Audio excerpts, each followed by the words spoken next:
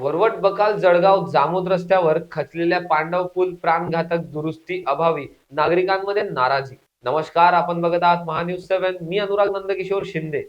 बुलढाणा जिल्ह्यातील संग्रामपूर तालुक्यात वरवट बकाल ते जळगाव जामोद या प्रमुख महामार्गावर गेल्या काही महिन्यांपासून खचलेला पांडव नदीवरील पुलाचा काही भाग आजही नादुरुस्त असल्याने मोठी दुर्घटना घडण्याची भीती व्यक्त केली जात आहे. या मार्गावर काही महिन्यांपूर्वी केळीने भरलेल्या आयशर ट्रॅक्टरच्या अपघात होऊन एकाचा मृत्यू झाला होता. त्या घटनेनंतरही संबंधित विभागाने रस्त्याची पाहणी किंवा दुरुस्ती करण्याचे कोणतेही ठोस पाऊल उचलले नाही. नागरिकांमध्ये यामुळे नाराजी आहे. इंडियन गॅस गोडाऊन शेजारील या पुलाच्या ठिकाणी केवळ चुना किंवा पांढरा रंग मारून मार्किंग करण्यात आले. मात्र प्रत्यक्ष दुरुस्तीला मागील अनेक महिन्यांपासून विलंब होत आहे. दरम्यान 1 डिसेंबर रोजी भ्रष्टाचार निर्मूलन समितीचे तालुका अध्यक्ष देवराव शामराव सोळंके यांच्या नातेवाईकांच्या याच ठिकाणी अपघात होण्याचा प्रसंग ओढावला. मोटरसायकल घसरून ते किरकोळ जखमी झाले. प्राथमिक उपचारानंतर त्यांना अकोला येथे हलविण्यात आले.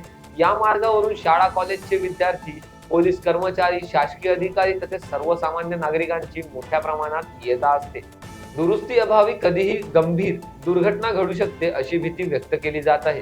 नागरिकांनी तसेच सामाजिक संघटनांनी पांडव पुलाचा खचलेला भाग तात्काळ दुरुस्त करण्याची मागणी प्रशासनासमोर जोरदारपणे मांडली आहे. पांडव पुलावरील खचलेल्या भागा ठिकाणी नादुरुस्त रोडच्या काही दगडे व बेशर्माचं झाड लावून अधिकाऱ्यांना त्यांची जागा व कर्तव्याचे भान करून दिले.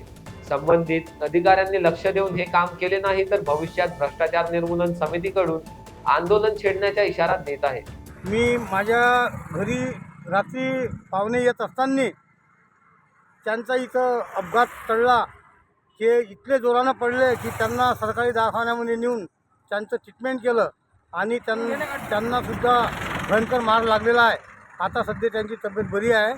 तर संबंधित अधिकाऱ्यांनी या अशा वस्तूवर लक्ष ठेवून काही ना काही करायला पाहिजे.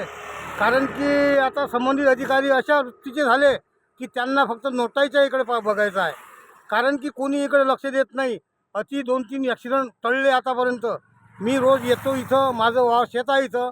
माझ्या शेतात येताना मला इथं लय लोक पडलेले दिसले आणि रात्री असा अपघात टळला आहे की माझ्या घरचेसुद्धा पाहुणे होते, त्यांनी मला फोन केला. तेव्हाच मी इथं आलो. तर माझं म्हणणं हे आहे साहेब की मला कोणाच्या जीवाची कदर आहे.